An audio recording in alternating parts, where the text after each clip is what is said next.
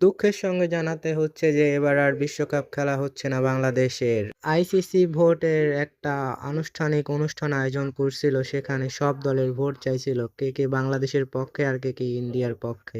ভোটে হেরে গেছে বাংলাদেশ, জিতে গেছে ইন্ডিয়া। আপনার কি মনে হয় ভারতকে পাশ কাটিয়ে কেউ কি বাংলাদেশকে ভোট দিবে? ওয়েস্ট ইন্ডিজ, ইংল্যান্ড, জিম্বাবুয়ে সব দলই ইন্ডিয়াকেই ভোট দিবে।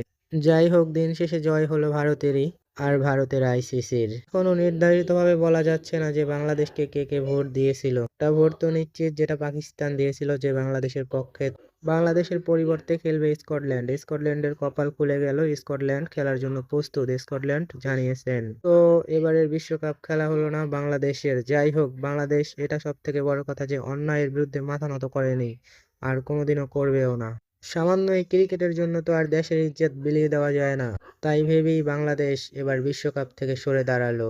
বাংলাদেশ হেরেও যেন জিতে গেল। হয়তোবা বাংলাদেশ আন্তর্জাতিক আদালতে যাবে এই বিষয়টা নিয়ে, দেখা যাবে সেখানে কি হয়। যেখানে ভারতীয় মিডিয়া নিজেরাই দাবি করে বাংলাদেশের জার্সি পরে খেলা দেখলে বাংলাদেশি দর্শক আক্রমণের শিকার হতে পারে, সেখানে বাংলাদেশ ক্রিকেটার কি করে খেলতে যেতে পারে আমার বোধগম্য হচ্ছে না। আর কি করে আইসিসি বাংলাদেশের উপর চাপ প্রয়োগ করে ভারতের মাটিতে খেলাতে চায় সেটাও আমার মাথায় ঢুকে না। একটা দলের মেইন শক্তি হয়েছে তাদের সাপোর্টার। তাদের সাপোর্টাররাই যদি আক্রমণের শিকার হয়, তাহলে সেই দেশে যে খেলে লাভ কি? হয়তোবা ভারত বাংলাদেশের নিরাপত্তা দিতে পারতো, কিন্তু বাংলাদেশি জনগণ ও বাংলাদেশি সাপোর্টার যারা ইন্ডিয়াতে যে খেলা দেখতো, তাদের নিরাপত্তা ভারত কোনো দিনও দিতে পারতো না।